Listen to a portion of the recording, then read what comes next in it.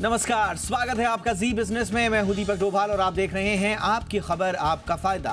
नमक यानी स्वाद, लेकिन जब इसी स्वाद में नमक की मात्रा बढ़ जाए तो खतरे भी बढ़ जाते हैं।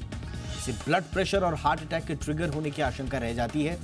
दरअसल journal of American medical association यानी कि जामा JAMA अपनी एक स्टडी में कहा है कि कम नमक बीपी के खतरे को कम करता है और ये एक तरह से बीपी की गोली खाने जैसा है। मतलब अगर आप नमक कम कर रहे हैं या नमक का इस्तेमाल कम से कम कर रहे हैं तो आप समझ लीजिए कि एक तरह से आप ब्लड प्रेशर की दवा ले रहे हैं। तो इसीलिए आज हम इस पर चर्चा कर रहे हैं। नमक के हेल्थ कनेक्शन और इससे जुड़े मिथकों को समझेंगे, क्योंकि कई बार ये भी कहा जाता है कि अगर आपने नमक पूरी तरह से छोड़ दिया तो भी आपके शरीर को नुकसान हो सकता है। तो नमक से जुड़े हुए तमाम मिथकों से पर्दा उठाएंगे खास मेहमानों के साथ, लेकिन पहले ये रिपोर्ट।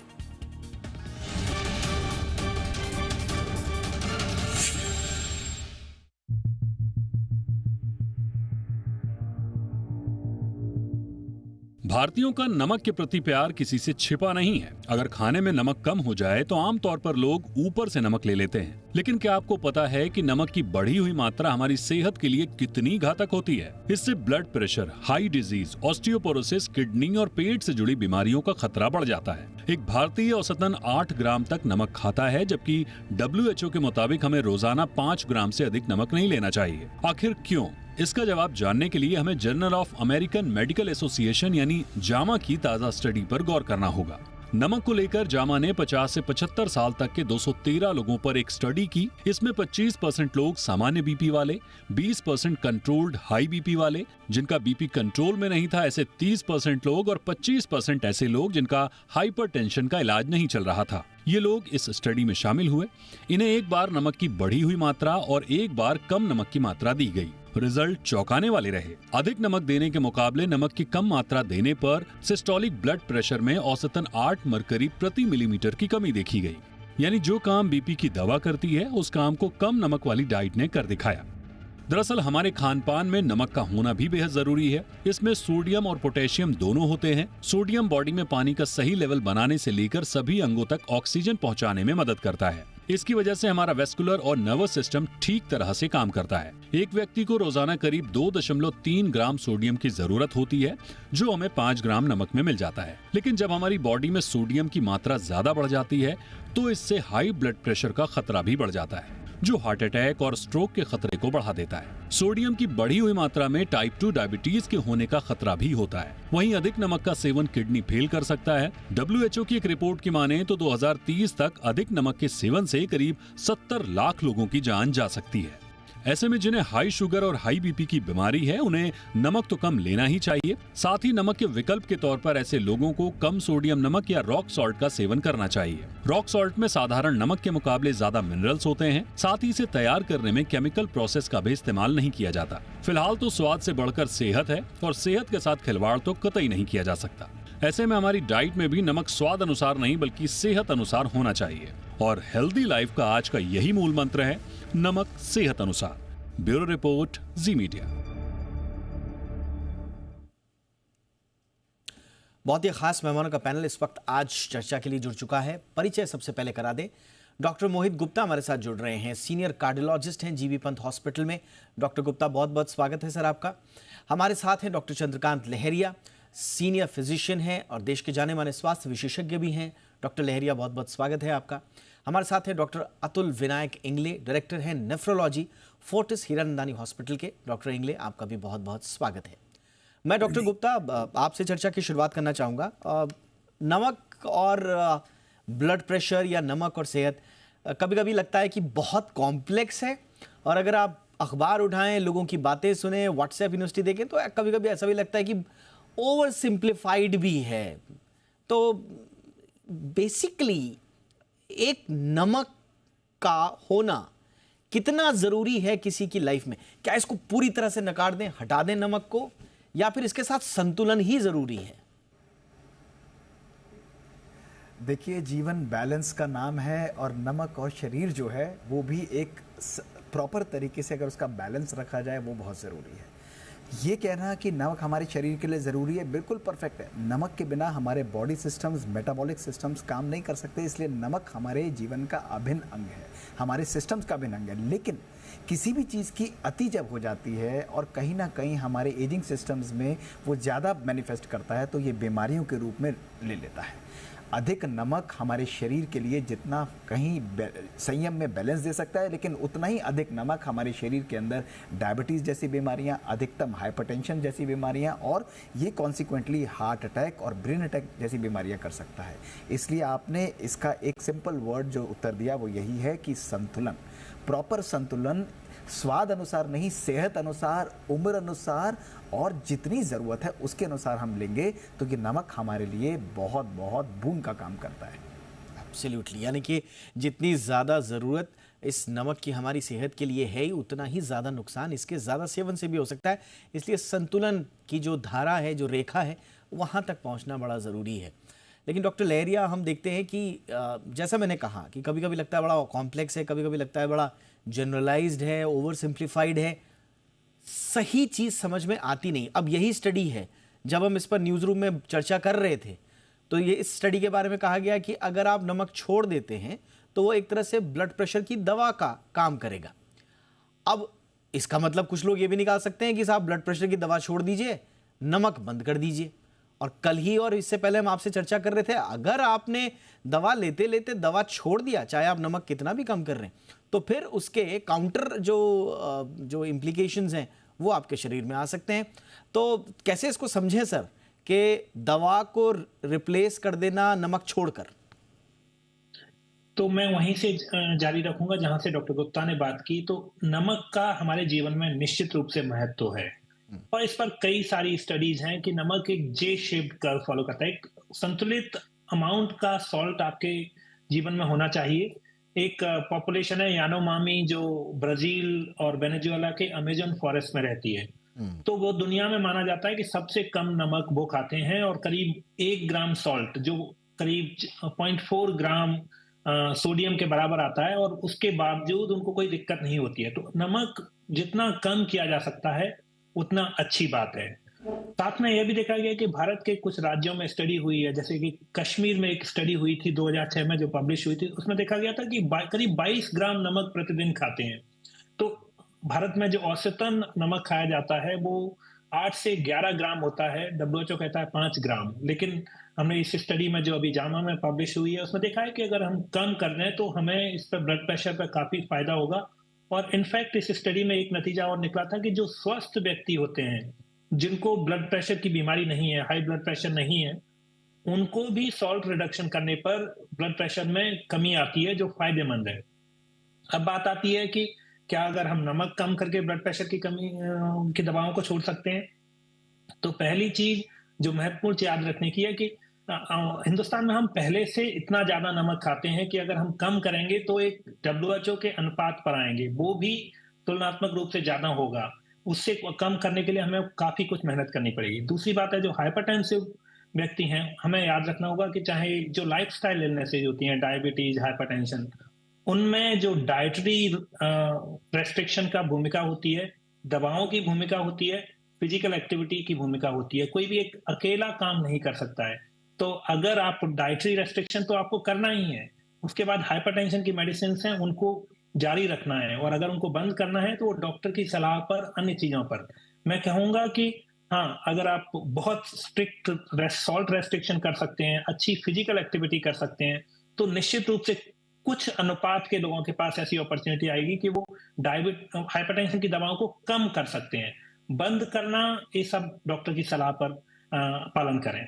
यस, तो ये थोड़ा सा इसको समझना बहुत ज़रूरी था। मैंने इसलिए इस पे क्लैरिटी ली क्योंकि कई लोग ये भी देखते हैं, उनको डर लगता है साहब, क्योंकि मिथ्स बहुत सारे जुड़े हुए हैं, ब्लड प्रेशर की दवाओं से जुड़े हुए मिथ हैं, गलत फहमियाँ हैं कि साहब ये किडनी पर असर करती हैं, ये होता है वो होता है। तो लोग कहते हैं कि साहब बेहतर है कि हम नमक कम कर दें और नमक वाला खाना बंद कर देते हैं और दवाई छोड़ देते हैं। लेकिन अब तक की जो डॉक्टर से हमारी बातचीत हुई है, ऐसा करना अगर आप डॉक्टर की सलाह के बगैर कर रहे हैं तो फिर ये ठीक नहीं होगा। डॉक्टर की सलाह के बाद ही आप दवाओं को बंद करने, उनको बढ़ाने या घटाने का कोई फैसला लें। डॉक्टर इंगले, अब आपके पास मैं आना चाहूँगा। और हमने देखा है कि जो पूरा विमर्श है नमक का, ये एक तरफा झुका रहता है नमक ज़्यादा लेने का। अभी कुछ दिनों पहले मैं एक थ्रेड पढ़ रहा था एक्स पर, जिस पर एक डॉक्टर बता रहे थे कि उनके एक पेशेंट है और उन्होंने वो ब्लड प्रेशर की दवाएं ले रहे थे, अचानक से उन्होंने नमक बंद कर दिया और वो ब्लड प्रेशर की दवाएं, क्योंकि वो जो थोड़ा सा आपका सोडियम इंटेक को वाटर के थ्रू जो बाहर निकालती हैं, उस तरह की जो दवाएं वो भी ले रहे थे, तो शरीर में अचानक से सोडियम की कमी हो गई और वो ऑलमोस्ट कोमा की स्थिति में आ गए। तो ये भी हमें समझना है सर कि एकदम से भी नहीं छोड़ना है नमक। गुड इवनिंग, नमस्कार।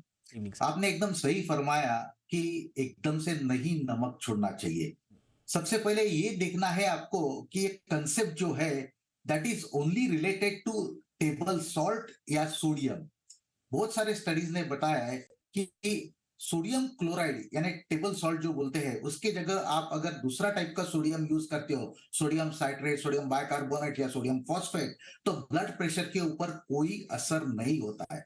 उसका मतलब सोडियम क्लोराइड पार्ट बहुत इंपॉर्टेंट भूमिका निभाता है। अगर 1 ग्राम का टेबल सॉल्ट लोगे तो उसमें 400 मिलीग्राम सोडियम रहता है, 600 मिलीग्राम लगभग क्लोराइड रहता है। सो ये एक बात हो गई।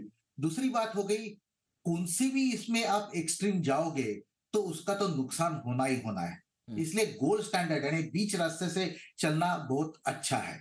अभी अगर ब्लड प्रेशर के पेशेंट की या मरीजों की बात निकलती है तो जेनेटिकली उसमें 2 कैटेगरीज रहते हैं, सॉल्ट सेंसिटिव और सॉल्ट रेजिस्टेंट। अभी सॉल्ट सेंसिटिव मतलब क्या होता है कि जिनका किडनी बराबर मात्रा में सोडियम शरीर के बाहर नहीं निकालता, और सॉल्ट रेजिस्टेंट मतलब जिनका शरीर बराबर से सोडियम बाहर निकालता है। अभी ये जो सॉल्ट सेंसिटिव है, इनके ऊपर थोड़ा सा भी नमक इधर उधर हो गया तो बहुत सारा दुष्परिणाम, दुष्परिणाम नहीं बोलूंगा मैं, अच्छे रिजल्ट्स दिखेंगे ब्लड प्रेशर कम होने में। पर जो सॉल्ट रेजिस्टेंट है उसमें ज्यादा कुछ फर्क नहीं पड़ता है। तो मैं तो कि गाइडलाइन के हिसाब से चलेंगे तो ज्यादा ठीक रहेगा। कौन सी भी चीज एक्सट्रीम करने में मतलब नहीं है। अभी हमारे जो नेफ्रोलॉजी के गाइडलाइंस है उन्होंने रिकमेंड किया है कि 2 ग्राम्स ऑफ सोडियम, मतलब टेबल सॉल्ट पकड़ोगे तो 5 ग्राम, उससे नीचे का 24 घंटे में पर हेड यानी पर पर्सन सेवन करेंगे तो वो ब्लड प्रेशर के लिए भी फायदा करेगा। और एकदम कम करने वाला जो नुकसान होता है, क्योंकि क्या होता है, सोडियम यानी टेबल सॉल्ट एकदम कम कर दिए तो स्टार्च और ग्लूकोज इसका ज्यादा मात्रा में यूज होता है और फिर अदर कार्डियोमेटाबॉलिक डिसीजेस होने के चांसेस रहते हैं। Thank you.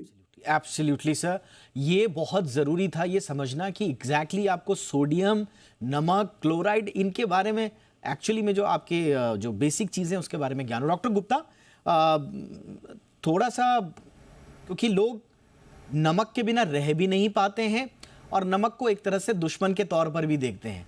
अब एक इंसान के रूप में बड़ा मुश्किल हो जाता है कि करे तो करे क्या, और फिर आदमी एक अकेले होने में, जब वो अकेला होता है तो उसको ये एहसास होता है कि पूरी दुनिया तो नमक खा ही रही है, मैंने अगर थोड़ा बहुत ऊपर नीचे कर दिया तो क्या ही हो जाएगा, दवाएं हैं तो दवाओं से देख लेंगे। देखिए, ये इस प्रवृत्ति पर आप क्या कहेंगे सर? मैं आपको देखिए प्रैक्टिकल टिप देता हूँ और सभी लोग ध्यान से सुनिए। देखिए, एज अ कार्डियोलॉजिस्ट पिछले 25 सालों में मैंने कभी किसी को ये नहीं कहा कि आप नमक बंद कर दो, नमक कम कर दो। ब्लड प्रेशर के मरीजों को भी नहीं कहता। अब हमारी भारतीय पद्धति को, हमारी खाने पीने की आदतों को देखिए। अधिक नमक जो हमारी डाइट में जाता है, कहाँ से जाता है? जैसे दोनों डॉक्टर्स ने बिल्कुल परफेक्ट बताया, हमारा अचार का कंजम्पशन, भारतीय देश के अंदर पापड़ का consumption, tinned juices, tinned fruits का कंजम्पशन, चटनियों का कंजम्पशन, नमकीन जो हम खाते हैं चाय वगैरह के साथ उसका कंजम्पशन, उसके साथ सलाद और फ्रूट्स जो हम खाते हैं उसके अंदर ऊपर नमक को रखना, ये हमारे शरीर के लिए घातक एक्स्ट्रा नमक के सोर्स हैं।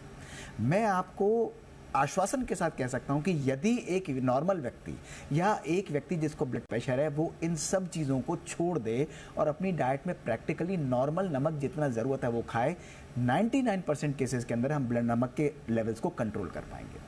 बाहर जो लोग हैं वो एक्स्ट्रा नमक इस प्रकार से नहीं खाते हैं। हमारे तो पापड़, चटनियाँ, अचार, सॉसेज, जूस, प्रिजर्वेटिव, सबके अंदर नमक होता है। तो इसलिए आप सब इस चीज़ को स्ट्रेस के रूप में मत लीजिए। ये बिल्कुल सही बात है कि एक्स्ट्रा नमक हमारे शरीर के लिए नुकसानकारक है, लेकिन उसको रोकने का तरीका केवल इन 6 चीज़ों को हमें रोकना है। फिर रिपीट करता हूँ, अचार, पापड़, नमकीन, चटनियाँ, सॉसेस और टिन जूसेस और सलाद और फ्रूट्स के ऊपर से वो रखना।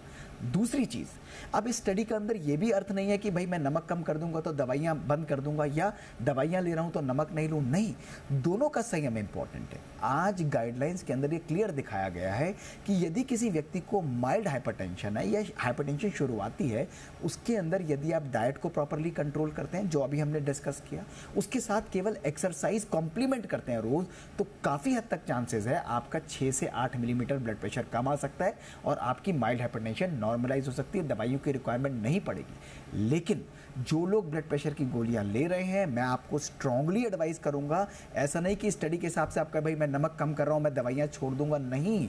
अगर आपने ऐसा किया तो हो सकता है कि सडनली ये आपकी बॉडी का ब्लड प्रेशर बढ़ाए और आपको स्ट्रोक और हार्ट अटैक हो सकता है। इसलिए डॉक्टर की कंसल्टेशन में करिए। जब आप दवाइयों के साथ साथ इस ब्लड प्रेशर की डाइट को, यानी कम नमक की डाइट को लेते हैं, आपका ब्लड प्रेशर अगर ग्रेजुअली लो आता है, आप मेडिसिन की रिक्वायरमेंट को कम कर सकते हैं। तो बैलेंसिंग और टाइट्रेशन, यानी दोनों चीजों का बैलेंस रखना जरूरी है। इसमें आपका रोल भी बहुत इंपॉर्टेंट है, मॉनिटरिंग का रोल भी बहुत इंपॉर्टेंट है, और डॉक्टर एक फिजिशियन का रोल भी बहुत इंपॉर्टेंट है। ये तो आपने बड़ा प्रैक्टिकल important बात बोली, पर्सपेक्टिव सर। से इस ट्रायल ने हमको ये दिखाया। जी जी, आपने बहुत इंपॉर्टेंट बात बोली। एक छोटे से ब्रेक के लिए मैं रुक रहा हूँ, और जो आपने इंपॉर्टेंट बात बोली ये कि कई लोग उल्टा करते हैं, वो दाल में नमक छोड़ देंगे, सब्जी में नमक डालना छोड़ देंगे, और फिर कह देंगे कि साहब हम तो फीकी खिचड़ी खा रहे हैं, चलो अचार इसमें डाल देते हैं, बिना नमक का तो खा ही रहे, और फिर उसमें अचार ऐड कर देंगे, और साथ ही साथ बोलेंगे चलो हम तो फीका खाना खा रहे हैं, थोड़ा सा पापड़ ले लेते हैं साहब। तो ये इस तरह से जब आप इनडायरेक्टली सॉल्ट ले रहे हैं, मुझे लगता है ये बहुत इंपॉर्टेंट चीज़ है, माइन्यूट ऑब्जर्वेशन है, लेकिन ये हमारी आदतों और खाने की साइकोलॉजी से जुड़े हुआ इशू है, इसलिए हर तरह से एड्रेस करना जरूरी। छोटे से ब्रेक के लिए रुक रहा हूँ। डॉक्टर लहरिया, एक बहुत इंपॉर्टेंट ऑब्जर्वेशन जो डॉक्टर गुप्ता ने बताया कि किस तरह से आपको सिर्फ खाने पीने की चीज़ों में ही नहीं, बल्कि और भी जो चीज़ें जहाँ से आपके सोर्सेज हैं सॉल्ट के, और बड़े पुख्ता स्रोत हैं ये नमक के, उन पर भी ध्यान देना है। इसी तरह से आप बुनियादी चीज़ें जहाँ पर इंसान गलती करता है सॉल्ट के मामले में, ज़रा उस पर हमको, हमारे दर्शकों को अपना अनुभव बताएं सर। निश्चित रूप से मैं जो सारी बातें डॉक्टर गुप्ता ने की उनसे पूरी तरह सहमत हूँ, लेकिन कुछ और बातें उसमें जोड़ना चाहूंगा। जी। मैं कहना चाहूंगा कि हिंदुस्तान में हमने देखा है, और इस पर काफी सारी स्टडीज हैं, कि जो हमारा 80% सॉल्ट इंटेक होता है वो होम मेड फूड से आता है। तो घरों में हम खाने में अधिक नमक डालते हैं, और नमक एक एक्वायर्ड टेस्ट है, अर्थात हम बचपन से या परिवार में जितना नमक खाया जाता है, हमें उसके अनुसार उसका स्वाद डेवलप हो जाता है। तो हम बचपन से ही अधिक नमक खाते चले आए हैं, तो जब भी एक नॉर्मल बैलेंस सॉल्ट वाला खाना खाते हैं तो हमें अब फीका लगता है। तो पहली बात तो इस टेस्ट को हमें बदलना पड़ेगा। दूसरी बात याद रखने की कि एक तो होता है विजिबल सॉल्ट, बट एक होता है इनविजिबल सॉल्ट। चाहे हम ब्रेड हो, राइस हो, खासतौर से जो बेकरी प्रोडक्ट होते हैं उनमें बहुत सारा सॉल्ट होता है और हमें पता नहीं होता है, तो हम उस वहां पर भी काफी ज्यादा सॉल्ट खाते हैं। तीसरी चीज है, वो काफी लोग गलतफहमी रखते हैं और सोचते हैं कि जिस चीज में या जिस खाने में नमक का स्वाद आ रहा है उसी में नमक होता है, जबकि ये बिल्कुल सही नहीं है। जो ब्रेड्स होती हैं, बिस्किट्स होते हैं, या फिर पैनकेक, वेफल्स और पिज्जा, बहुत सारे खाने के आइटम होते हैं जिनमें नमक का स्वाद नहीं आता। जैसे पेस्ट्री है, वो मीठा स्वाद देती है, लेकिन उनमें भी नमक होता है। तो हमें हर तरह से नमक इंटेक को रिड्यूस करना है। हिंदुस्तान में हम बाहर कम खाते हैं, लेकिन बाहर जो भी खाना होता है उसमें काफी अधिक सॉल्ट होता है। तो हमें इन सारी चीजों पर खास तौर से ध्यान देना होगा कि सॉल्ट का किसी भी फॉर्म में अवॉइड करना है। मुख्य बात एक और आ जाती है, और मैं इसको काफी दोहराना चाहूंगा, लोग काफी बार कहते हैं कि हम नॉर्मल सॉल्ट नहीं खाते हैं, हम सेंधा नमक या अन्य नमक खाते हैं। हाँ। अब इसमें दो चुनौतियां हैं। लोग जब सेंधा नमक खाते हैं तो उसमें सोडियम का कंटेंट फिर भी हाई होता है, थोड़ा सा पोटेशियम होता है, लेकिन इतना डिफरेंस नहीं होता।